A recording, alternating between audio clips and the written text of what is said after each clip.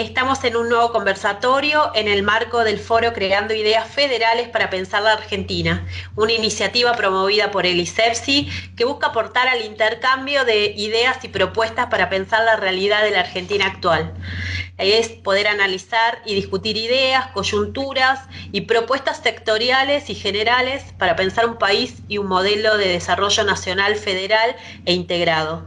En esta oportunidad nos convoca la realidad del sector PYME y contamos con la participación de dos importantes referentes que nos van a brindar sus visiones en este contexto de pandemia. Así que bueno, agradecemos la participación en este caso de Raúl Eduardo Silverstein, secretario general del CEGERA, Confederación General Empresaria de la República Argentina, que agrupa a más de 40 cámaras de la pequeña y mediana empresa en todo el país. Bienvenido al foro Creando Ideas Federales para Pensar la Argentina, Raúl. Muchas gracias, un placer para mí. Bien, y también nos honra con su participación Maximiliano Luna del ENAC Tucumán, Asociación Política Empresaria representativa de empresarios nacionales que operan y viven fundamentalmente del desarrollo del mercado interno y que tiene delegaciones en la Ciudad Autónoma de Buenos Aires, en la provincia de Buenos Aires y también en los principales distritos del país. Bienvenido Maximiliano. Muchas gracias, un placer. Bueno, gracias a ambos por la predisposición y la participación en esta tarde para poder dialogar juntos sobre la realidad del sector PYME. Para ir entrando en tema, Raúl y Maximiliano, quería preguntarles que podamos charlar sobre cómo están viendo la realidad nacional, ¿sí?, en un país que ya venía con un proceso recesivo y que ahora con la pandemia del coronavirus y su impacto económico y social claramente se ha visto afectado, incluso pensar en cómo les ha afectado particularmente al sector PYME, ¿sí?, esta realidad que nos toca atravesar. No sé, ¿quién quiere empezar? Raúl. Maximiliano, con gusto empezamos. O Maximiliano, bien. Bueno, nosotros desde la asociación del ENAC, Asociación de Empresarios Nacionales para el Desarrollo, hacemos un relevamiento cada 20 días, específicamente por el tema de la pandemia, a nuestros asociados, y trabajamos en 17 provincias, un relevamiento que va desde 500 a 1000 empresarios, pymes, que rondan desde 1 a 20 trabajadores promedio.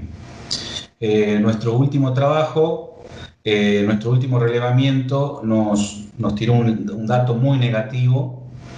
Aproximadamente 20.000 empresas cerraron como consecuencia de la pandemia.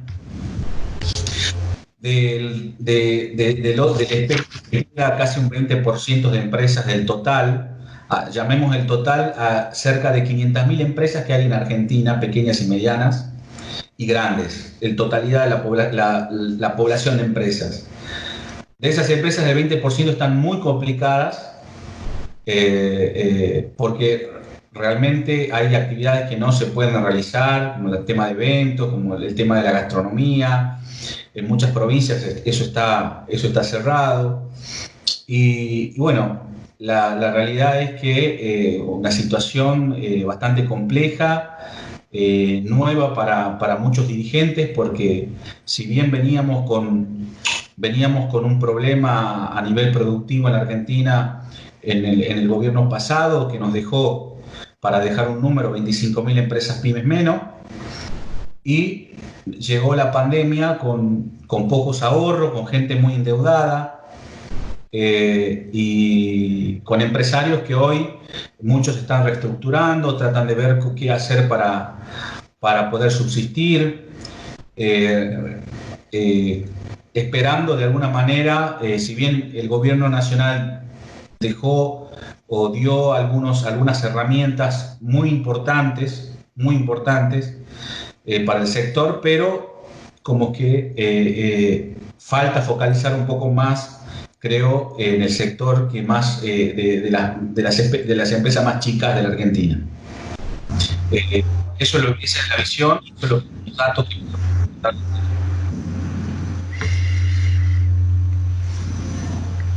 No sé si quiere... Bueno, sí, Raúl, no sé si querés. Mira, lo que nosotros, obviamente la situación es la que más o menos acaba de describir Maximiliano. Las razones es que durante los últimos 4 años las pymes fueron retrocediendo, muchas fueron cerrando, y las que no cerraron quedaron muy debilitadas. Cada una hizo el esfuerzo de llegar hasta el fin del periodo esperando que la cosa se revierta. Y entonces ahí muchos de los pymes invirtieron sus capitales, como decimos nosotros, su canuto, ¿no? Sus ahorros para mantener la empresa. Y llegamos a este lugar donde nos cae esta pandemia a todo el mundo, y nos cae a nosotros. No nos podés meter a las empresas como a nadie, lo podés meter en un freezer, ¿no? O sea, podés hacer una cuarentena, pero la cuarentena no es un freezer. O sea, yo digo que nos metieron en un tupper adentro de una heladera. El día que la abran, porque todavía no sabemos el impacto que tiene, el día que la abra vamos a saber cómo está, ¿no? Porque cuando vos ves las persianas cerradas, no sabés cuántos de los que están adentro cerraron y cuántos no. Y lo que hay es una gran angustia, porque no sabés qué hacer, porque no sabés si devolver el local, si cortar tu chorrera de guita, porque si bien existen ayudas, las ayudas son insuficientes. O sea, te pagan la mitad del salario, pero es la mitad. Y la otra mitad, ¿qué hacemos? Los alquileres, los impuestos te siguen cobrando, la cantidad del stock de cheques rebotados que existen, que no sabemos cómo se va a pagar. Y en esos cheques rebotados, en ese stock de cheques rebotados que hay, está el capital de las empresas. Y simplemente de tener capital vas a tener un montón de papeles que tampoco sabes que tienen destino. Esa incertidumbre es la que te trae la angustia. No sabes si vas a poder recuperar algo de ese capital, todo. No sabes cuándo se va a terminar, con lo cual no sabes, podés estimar cuánto tiempo vos tenés que bancarlo. Y después que eso pase, ¿qué es lo que va a pasar? Porque ustedes en Tucumán abrieron los locales. Acá en Capital no abrimos ningún local todavía, pues ustedes abrieron los locales, sin embargo las ventas no vienen, porque todos cobraron menos y la gente no tiene para consumir, ¿no? O sea, a la crisis que nosotros veníamos trayendo, heredado, arrastrando de hace muchos años, ¿no? Se le sumó esta, y entonces la solución obviamente no va a ser abrir los locales, porque no vas a vender nada. Muchos de los locales, hemos visto nosotros que muchos empresarios que podían abrir locales decidieron no abrirlos, ¿no? Porque tenés que gastar guita y no vas a vender, ¿no? Inclusive los trabajadores tenés que traerlos porque no podés usar el transporte público. Entonces, vos tenés un estado complicado actual, pero cuando mirás adelante y ves el horizonte, no ves nada. O sea, no... Y esto es un pedido que siempre nosotros estamos haciendo al gobierno, que es: necesitamos el plan. Sabemos que no lo podemos implementar ahora. No discutimos la cuarentena porque nosotros no somos científicos y queremos cuidarnos la vida, ¿viste? Los empresarios también somos personas y no nos queremos morir y queremos que nuestra familia esté bien. Por lo tanto, obviamente vamos a acatar todo lo que se diga ahí, no somos quienes para juzgarlo. Pero necesitamos paralelamente un plan económico, no es uno o el otro, ¿no? Porque necesitamos tener un horizonte claro, y eso lo que trae es una verdadera angustia. Sí, un poco para hablar sobre el tema de lo que decía Raúl. Hoy persiana abierta no significa que haya ventas. Si hay virus, la acción social, la gente no va a salir a... Está claro. O sea que no es si abren o no. El problema es el virus. Si el virus es ya está a nivel de transmisión social, está en la calle.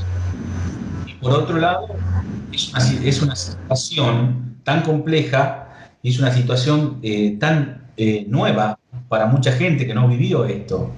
Nosotros vivimos muchas crisis, mucha gente la hiperinflación, mucha gente vivió muchos procesos económicos raros y malos que se dieron en Argentina, pero esto nunca lo vivimos.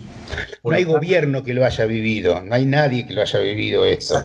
O sea, obviamente es para todos y debemos entender esto. Pero lo que sí tenemos que tratar de atacar todos los frentes. No es un solo frente y después vemos qué hacemos. No, tenemos gente que puede una cosa, uno piensa en una cosa y otro piensa en otra. De repente nosotros vemos como como las pymes no están dentro de la mesa de discusión. Y la verdad que sería muy bueno empezar a abrir esa mesa de discusión en todo sentido.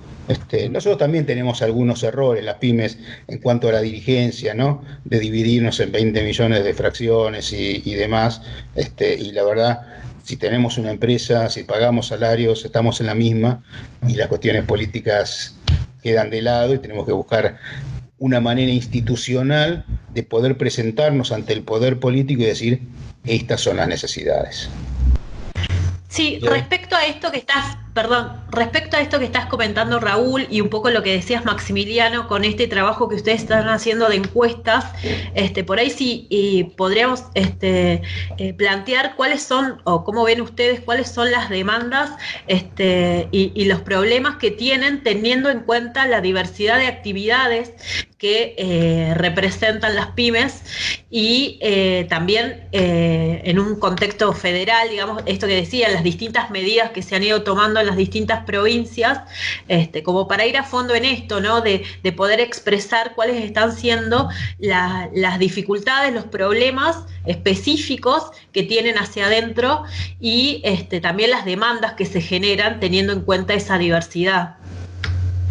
Mira, nosotros tenemos en nuestra institución, los asociados no son las empresas, sino son las cámaras, y básicamente tenemos un perfil industrial, son cámaras industriales, ¿no? Entonces tenemos desde cámara de ópticos, cámara metalúrgicos o cámara de calzado, o como yo, que soy marroquinero.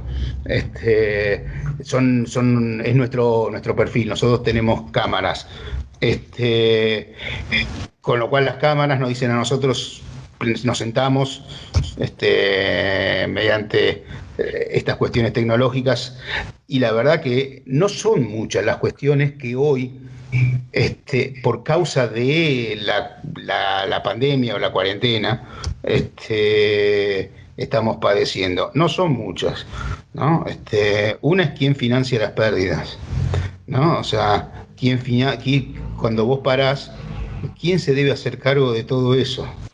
¿No? O sea, es de la gente, básicamente. Somos empresarios, tenemos responsabilidad social, pero no podemos hacernos cargos de la gente, porque muchas veces los pymes, como decía, empresas de 1 a 10, 20 personas, el tipo es el empresario es un trabajador más. Y ese trabajador también tiene dificultades para llevar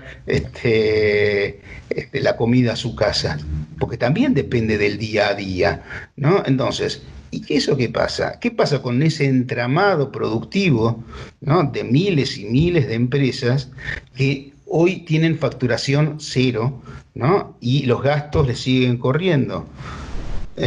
No hay posibilidad de que eso perdure. Entonces el primer punto es quién se hace cargo de los gastos. ¿Cómo hacemos con los alquileres? Por ejemplo, los alquileres hemos discutido mucho, ¿no? En lo personal, yo creo que los alquileres se deben dejar de pagar cuando están cerrados, no negociar, tiene que ser cero, porque el empresario que puso el local arriesga su capital, ¿no? Y está perdiendo de su capital. Sin embargo, el dueño del local está perdiendo renta, pero su capital nunca lo va a perder, porque el local siempre va a estar, ¿no? Entonces, ¿por qué se decreta a un tipo que tenga facturación cero y vos con el otro tenés que negociar? No, vamos a hacer igualdad. facturación cero para uno, para otro, ¿no? Cosas como estas que, ¿por qué las ART siguen cobrando lo mismo? ¿No? Si no tenés riesgo de trabajo, si la gente está en su casa, ¿qué riesgo de trabajo tenés? Sin embargo, seguís pagando la cuota de la ART como si el tipo estuviese viniendo a trabajar todos los días, ¿no? Entonces, todo eso son quién se hace cargo de estos gastos, cómo distribuimos estos gastos para que la pérdida sea equitativa para todos. Sabemos que vamos a perder, estamos perdiendo, pero no es tan equitativa la pérdida. Segundo punto es el tema de los cheques. En Argentina, en las pymes, no tenemos acceso al crédito bancario o al crédito institucional. Nos creamos el crédito a través de los cheques, ¿no? Entonces, yo le vendo una cartera a un comerciante, el comerciante me hace un cheque que me la va a pagar a 90 días. O sea, él obtuvo un crédito. La pone en el local a 90 y espera en 90 días venderla para poder cubrirme el cheque. Yo con ese cheque lo aguanto 90 días y no.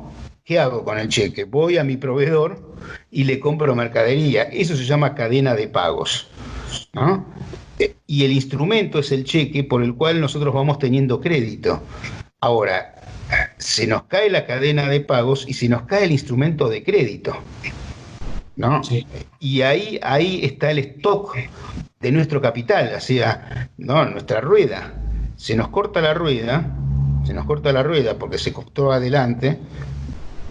Y entonces, ¿cómo vamos a arrancar? Si yo le di a mi proveedor de materia prima cheques que le fueron de vuelta y le debo no sé cuánta guita, ¿cómo hago para decirle al tipo, entregame de vuelta? ¿Y cómo yo le entrego a mi cliente que me debe un montón de plata en esos cheques? ¿No? Y que día a día se está generando deuda, ¿no? Porque los impuestos que no pagás y demás son deuda. Entonces tenés el primer tema, ¿qué pasa con los gastos? El segundo tema, ¿qué pasa con tu capital de trabajo que se quedó en la rueda? ¿No? Y el tercero es, la verdad, bueno, muchachos, ¿cómo seguimos? Raúl, yo lo que también diría es que acá empezaron un par de años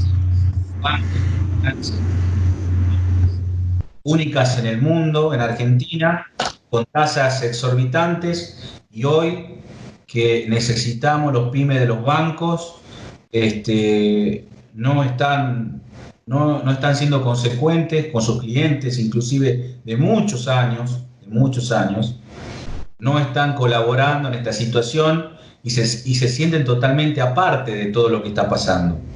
Yo creo que nosotros hicimos muchas denuncias a los bancos porque la verdad creemos que el sistema financiero tiene que estar en estas situaciones. Tanto el gobierno como la banca privada tiene que ayudar, tiene que tener un poquito de consideración con sus clientes. Había muchos casos de gente conocida, de socios que me decían: Maxi, yo nunca tuve un cheque rechazado. Me rechazaron el cheque después de 20 años, tuve un cheque rechazado por una pandemia. Que vamos a ser sinceros, si una pandemia de estas características es comparable con una guerra. En el daño que produce a nivel económico, hablo, y también de vidas, obviamente. Y si tuvo esta circunstancia y el banco le cierra las puertas, ¿cuál es el criterio que hoy tienen los bancos para otorgar créditos? Y si no sirven los bancos para financiar el sistema productivo argentino, yo no sé para qué están, porque la realidad es esa. Yo creo que es una gran demanda que el gobierno tiene que interferir con los bancos, más allá que le dio un montón de garantías para que siempre solamente crédito en todo el país. Imaginar la cantidad de empresas pymes que quedaron afuera. Entonces, hay que hacer una reflexión: qué sistema bancario queremos tener, cómo podemos hacer para que esto mejore, y las entidades empresarias obviamente tienen que aportar para que esto se pueda cambiar, ¿no? Para todo el sector. Sí, yo quería consultarles claramente en este contexto sumamente complejo que ustedes están describiendo, ¿cuál es el impacto que están teniendo las políticas públicas de emergencia en el marco de la pandemia para el sector, ¿no? Si, ¿cuál está siendo efectivamente el alcance que tiene, por ejemplo, el ATP, digamos, ¿no? El programa de atención de emergencia para el trabajo y la producción? Bueno, ¿cómo evalúan ustedes el rol del Estado en este contexto? Yo podría decir que es poco lo que pasó, fueron poco los ATP, por ejemplo, se entregaron cerca de 2.200.000, ¿sí? Pero aún es poco.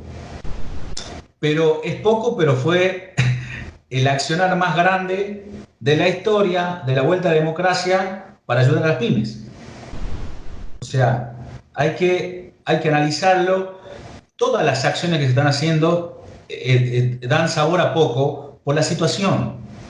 Pero hoy nosotros estamos de acuerdo, lo que sí le pedimos al gobierno que focalice más en las empresas que tienen entre 1 y 100 trabajadores, que es el sector más débil.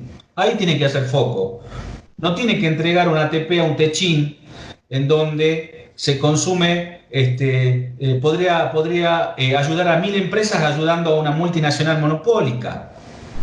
¿Me explico? Yo no sé qué opina Raúl al respecto. Yo opino que la ayuda tiene que ir a quien la necesite.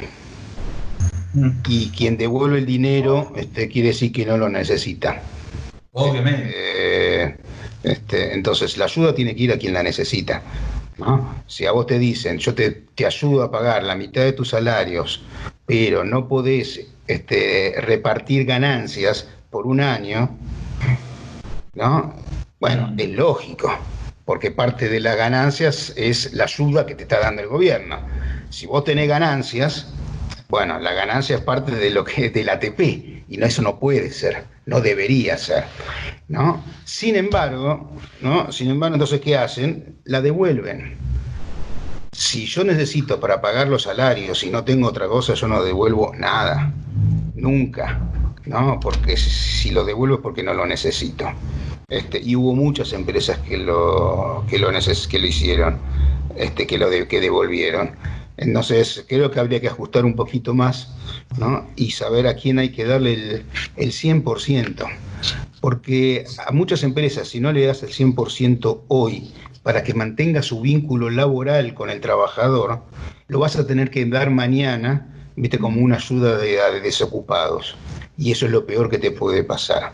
Lo que tenés que tratar de hacer es que la gente se quede dentro de las empresas, que mantengan el vínculo laboral, ¿no? Que la empresa mantenga el vínculo laboral. Si yo hoy tengo que pagar el aguinaldo y hace 90 días que no facturo y tengo que pagar el aguinaldo completo, ¿cómo hago? ¿No?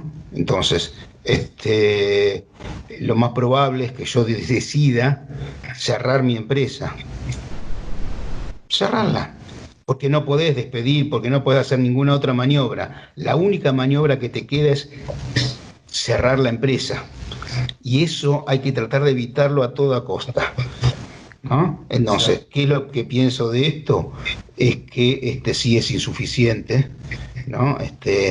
Sí es un riesgo para el Estado, porque no es gratis imprimir dinero en forma espuria, ¿no? Entonces, esto obviamente lo tenés que manejar, y entonces si lo tenés que manejar, tenés que ser mucho más discrecional en la ayuda, ¿no? Y yo no estoy de acuerdo con Maximiliano en cuanto a el tema de la cantidad de trabajadores, porque vos tenés empresas que tienen muy pocos trabajadores, sin embargo tienen una facturación por cada uno de los trabajadores muy alta.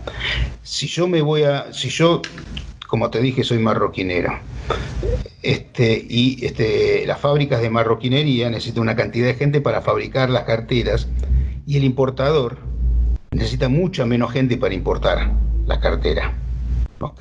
Entonces, naturalmente, el tipo que es un importador, generalmente puede tener 2 personas, 3 personas, Cuando llega el contenedor, contrata a los tipos que lo bajan por tiempo determinado en las agencias, lo pone en un depósito también por tiempo determinado, las vende y chao.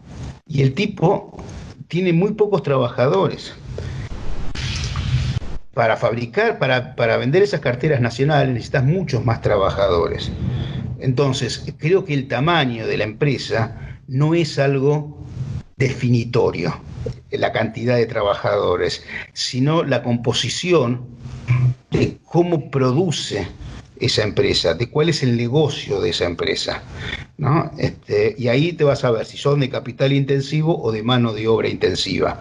Entonces vos tenés que ayudarle a las empresas que son mano de obra intensiva, que el costo de su componente es mayoritariamente mano de obra.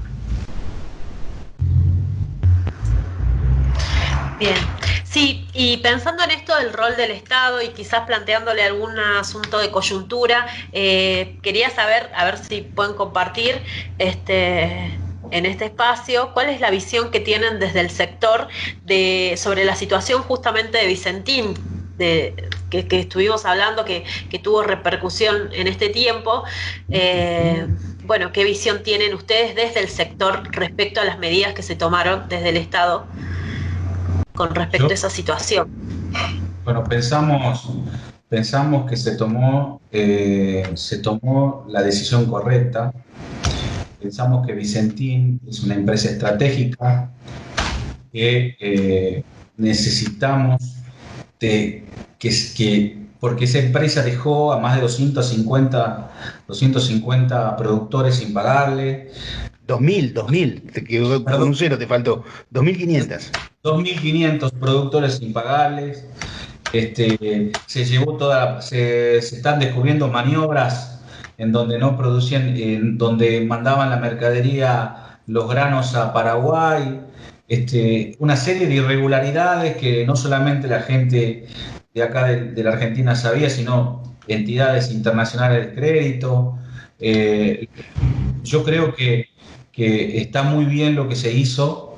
Quizás los modos y la manera de comunicación falló, pero yo creo que en este caso, con esta empresa en particular, y con el contexto que se dio y con todo lo que esa empresa mueve una provincia de productores en Santa Fe. Entonces, nosotros pensamos que se tomó la decisión correcta.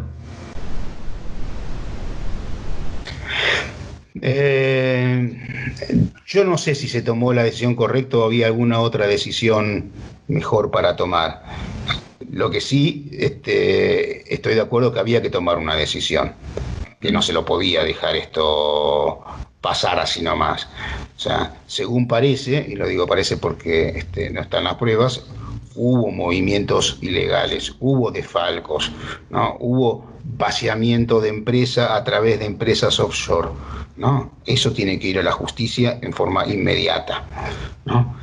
Hay un proceso, hay un proceso de convocatoria, hay que ir al juez y decirle que queremos nombrar un interventor desde el Estado, o por lo menos desde los acreedores, que son empresas del Estado, los principales acreedores. Además de los 2.500 que decía Maximiliano, tenés el Banco Nación, el Banco Provincia y el Banco Ciudad, que le prestaron muchísimo dinero, ¿no? Y no tenemos los avales y no sabemos dónde está ese dinero. Ahora, también es muy llamativo que una empresa que no es productora, es cerealera, o sea, acopia, y tiene el puerto y es la que manda, es una comisionista, o sea, compra y vende, ¿no? O sea, no pierde nunca. En un momento donde se le sacaron todos los impuestos y además se le dio una inyección de guita enorme, ¿cómo es que esa empresa está en problemas? La verdad que no se puede entender cómo está en este tipo de problemas. Obviamente, para uno viéndolo desde afuera, sí, parecería que acá hay una malversación, hay una cosa demasiado rara. No sé si la expropiación, no lo sé, tal vez sí, no sé si el Estado tiene la capacidad para la gente para manejar una empresa privada productora, y no se transforma en una caja política más. Eso sería muy malo. Ahora, que el Estado intervenga en una empresa como esta, por supuesto. ¿Que esto quiere decir que el Estado se quiere quedar con todas nuestras empresas? No. Que esto sea Venezuela no tiene nada que ver. En Venezuela se expropiaba las empresas que dejaban plata. Acá se está agarrando una empresa que está en quiebra y el tema es salvarlo. O sea, no hay nada más alejado una cosa que la otra. Se prioriza con la acción los miles de trabajadores, y también, hay que decirlo, es una empresa estratégica para el funcionamiento del país y para el desarrollo del país. Sí, lamentablemente tenemos extranjerizada la comercialización de granos absolutamente, ¿no? Esta es una empresa que siendo la sexta, no sé si no llega al 10% del... Y todas las demás empresas son todas de capitales extranjeros. O sea que nuestra principal actividad, que es la de los granos, lamentablemente nuestra principal actividad, sería bueno que sea la industria, ¿no? Y que nosotros podamos industrializar estas materias primas. Pero esto es lo que vendemos y esté absolutamente extranjerizado. Nosotros vemos a Chile, que es el paradigma del liberalismo en América Latina, que el cobre es nacional. ¿No? O sea, que es su principal actividad. Es lo que para nosotros sería los granos, para ellos es el cobre. Y ese es nacional, ese no se tocó nunca. Bien. Bueno, ha sido muy clara, digamos, la perspectiva que tienen respecto a esta situación, y un poco reflejando la contracara de cuál es la situación que tienen las pymes, ¿no? Respecto, contrariamente a esta cuestión de mano suelta al crédito, en el caso Vicentín, y las restricciones que han tenido y las cuestiones a resolver con respecto al sector.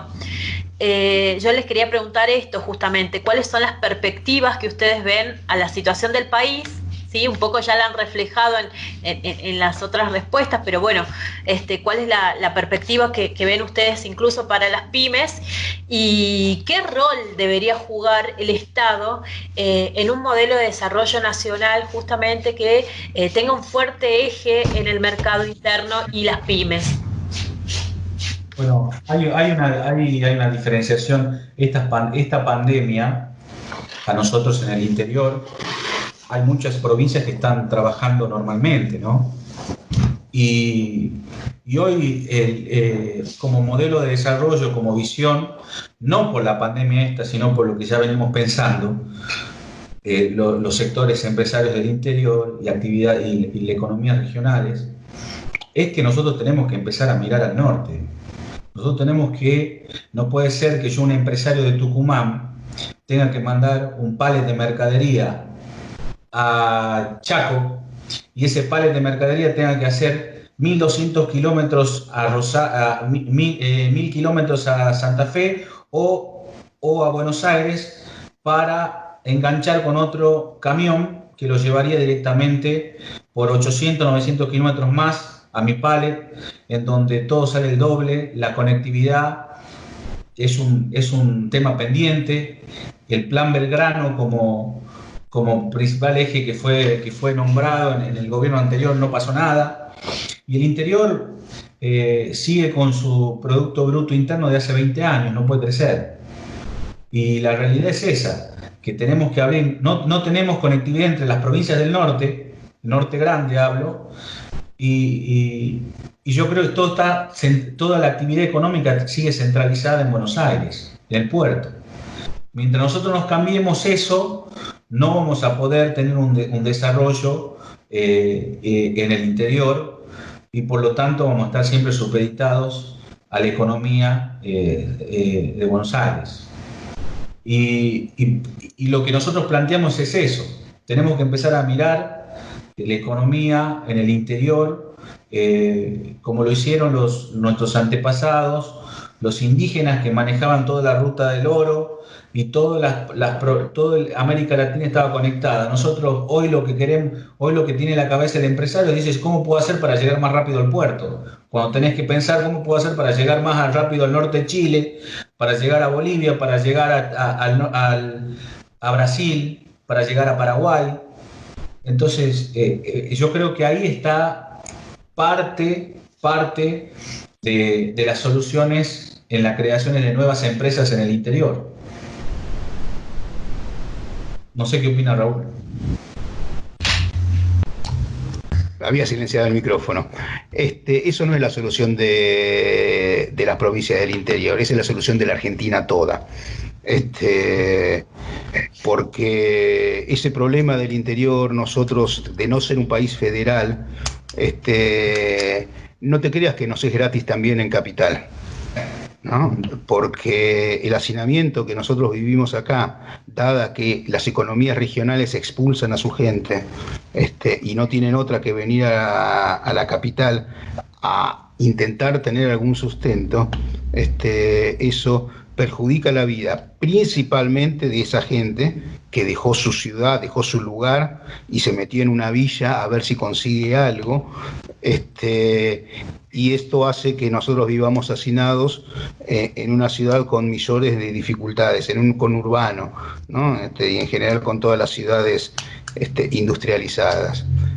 Con lo cual yo creo que obviamente es una solución para la Argentina toda. Y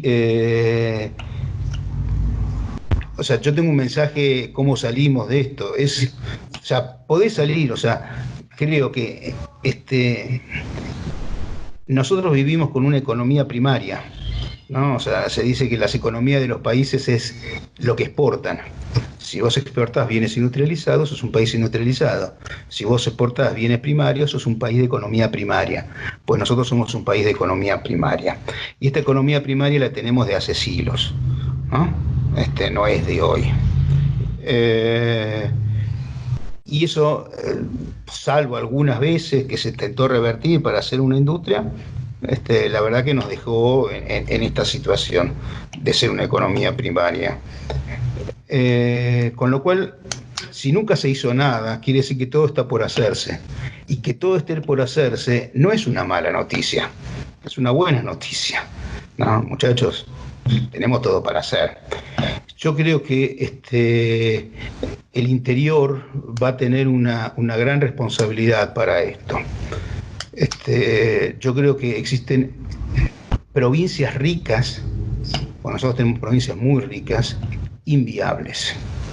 Con un 70% o más del empleo público, eso es inviable, ¿no? Porque viven solamente de venir a buscar el cheque a la capital, ¿no? Y no tienen proyectos propios. ¿Por qué no tienen proyectos industriales? ¿Por qué no hay hilanderías y por qué no se llega a hacer la ropa en el Chaco? Que tenemos que hacer el algodón allá, llevarlo, tenemos promoción industrial en Chubut para hilar. O sea, tenemos que llevar del algodón del Chaco ahí, y después tenemos en la provincia de Buenos Aires la confección, ¿no? ¿Por qué no se hace una cadena de valor en la provincia, ¿no? ¿Por qué no buscan eso? ¿Por qué cada provincia tiene infinidad de recursos naturales que les dan una ventaja competitiva enorme? Esos son proyectos que se tienen que hacer. Catamarca es una provincia con más del 70% del empleo público. Tiene cobre, tiene oro, tiene litio, tiene olivares. ¿Qué pasa?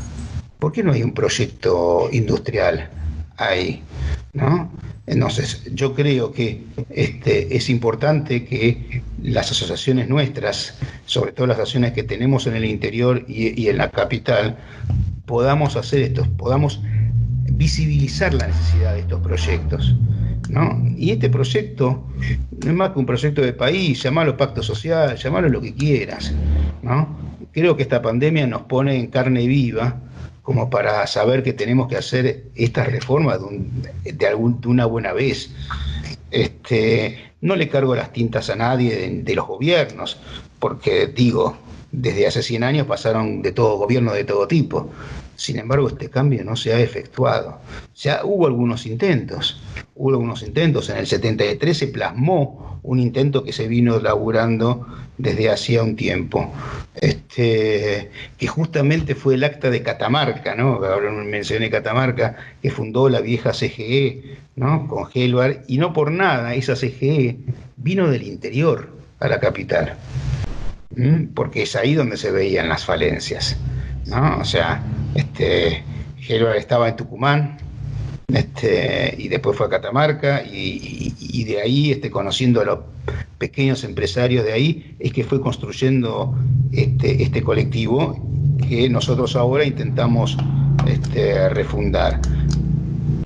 Por eso creo que podemos hacer algo si nosotros nos organizamos. Y luego la clase política es la clase política. Trabaja por poder, por influencia del poder. Entonces es imprescindible que nosotros construyamos ese poder, ¿no? Con estas ideas que nosotros estamos plasmando acá, conjuntarnos, ¿no? Conjuntarnos del interior, conjuntarnos acá, y poder llevar, y poder mostrar, ¿no?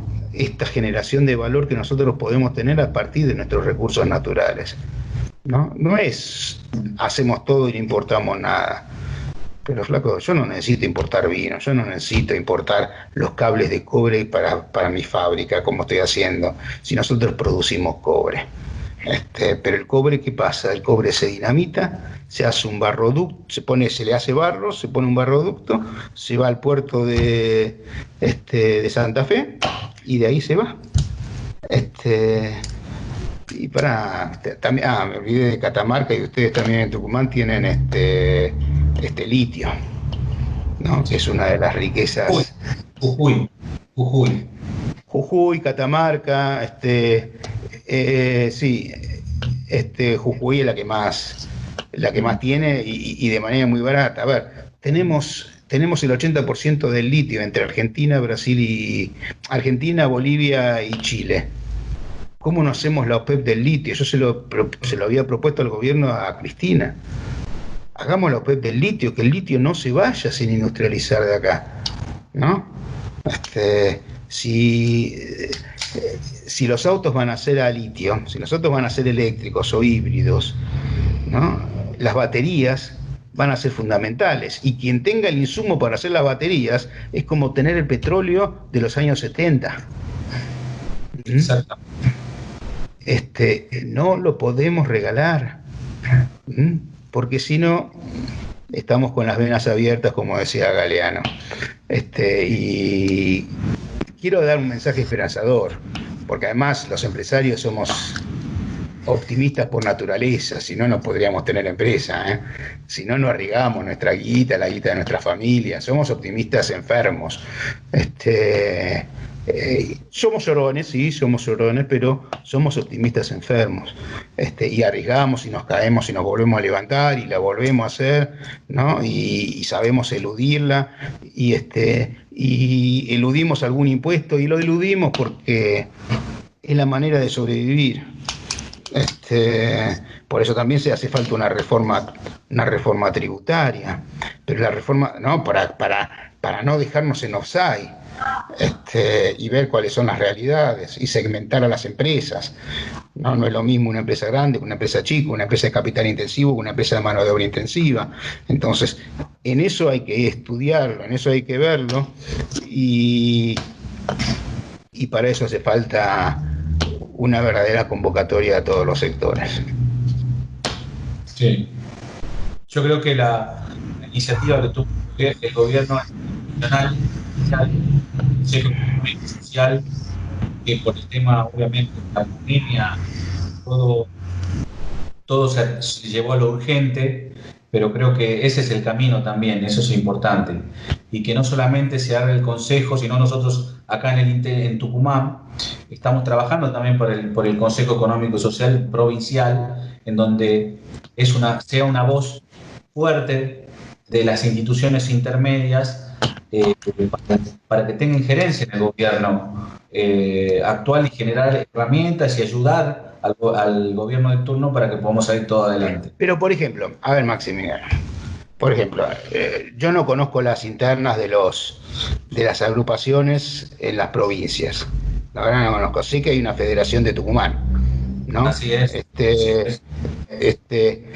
Y sé que son pymes, ¿no? Todo. Sí. Hay que fortalecerla, ¿viste? Meterse adentro, ¿viste? Y pelearla desde adentro y fortalecerle estas instituciones, ¿no? Porque si nos empezamos a dividir con más cosas, la verdad que eso es la mejor excusa que tiene un funcionario para no darnos pelota. Cuando viene uno que dice yo represento a las pymes, viene otro y dice no, no representa, yo soy más representativo, y dice, el funcionario dice, bueno, arréglense entre ustedes, después veo, ¿viste? Se va y después ¿qué habla? Los sindicatos están organizados, las grandes empresas están más que organizadas, ¿viste? Y nosotros nos seguimos persiguiendo la cola. Así es, coincido totalmente. Yo vengo de Federación Económica de Tucumán, de la CAME, y dirigente de todas las organizaciones en donde me pude meter, trabajé siempre, pero sí, casualmente fue algo que yo nunca entendí, el problema de tanto ego, ¿no? Tanto ego en la dirigencia. Es terrible. Pero a veces, ¿viste esas peleas antiguas que tenían las familias y que uno la va arrastrando y no sabe por qué? ¿No? Sí.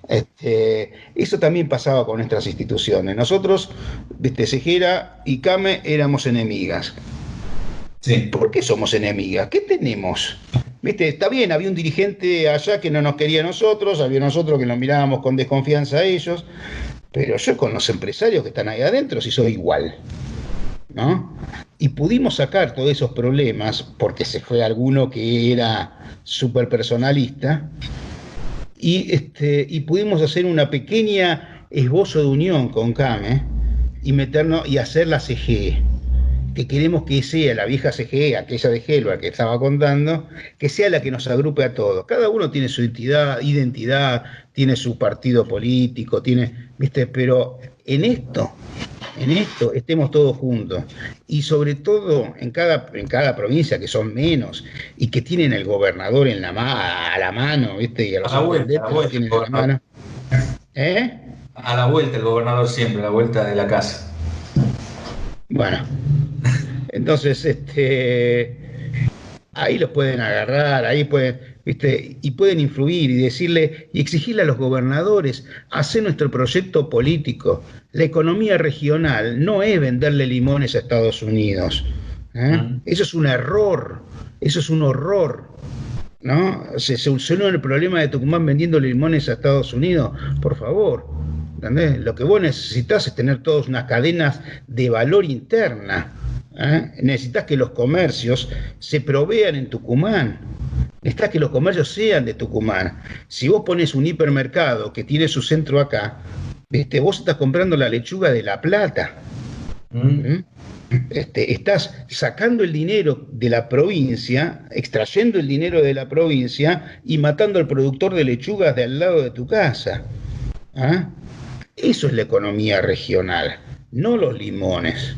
La economía regional es los limones y poder procesarlos y hacer jugos y llevar hasta la máxima expresión del producto y recién ahí exportarlo, ¿no? Entonces, cuando hablan de las economías regionales, que vendo frutillita, no, flaco, eso no es economía regional. Cuando yo paso por Venado Tuerto, y veo 2 Carrefour en Venado Tuerto, no uno, 2 Carrefour, 2 supermercados, ¿no? Ellos no tienen departamento de compra allá, es decir, todo viene de acá, todo viene, la fruta, las hortalizas vienen de La Plata, la fruta todo centralizado. ¿Y qué le queda a los productores de ahí? Entonces la guita no tiene que salir, tiene que circular y generarse valor en la provincia. Esa es la economía regional, esa es la verdadera economía regional, ¿no? Y ahí vos vas a poder ir creciendo y exportarle y que te entre la guita y que la guita circule. No vas a necesitar nunca venir a buscar el cheque, ¿no? Lo vas a venir a buscar para hacer esa infraestructura que vos decías, ¿no? Porque a mí traerme un contenedor del Chaco a la capital me sale más caro que traer un contenedor de Hong Kong al puerto de Buenos Aires. ¿Mm? Con lo cual, bueno, ya está definido cuál es nuestro problema, como vos lo explicabas muy bien cuando querés mandar algo a una provincia vecina. Pero bueno, esto te decía, está por hacerse, está todo por hacerse.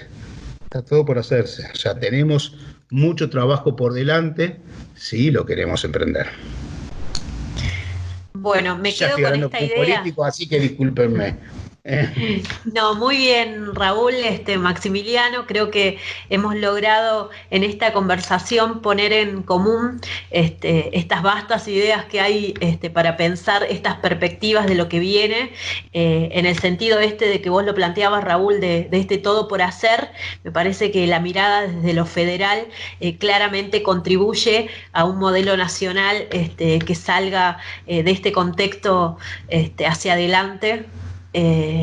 Y con la realidad del sector que también ustedes la han manifestado muy bien en esta tarde y han aportado cada uno desde sus experiencias a buscar la salida todos juntos, ¿sí? A poder sentarnos, conversar y desde ahí poder impulsar ese camino que nos permita justamente esto que decía antes, salir adelante.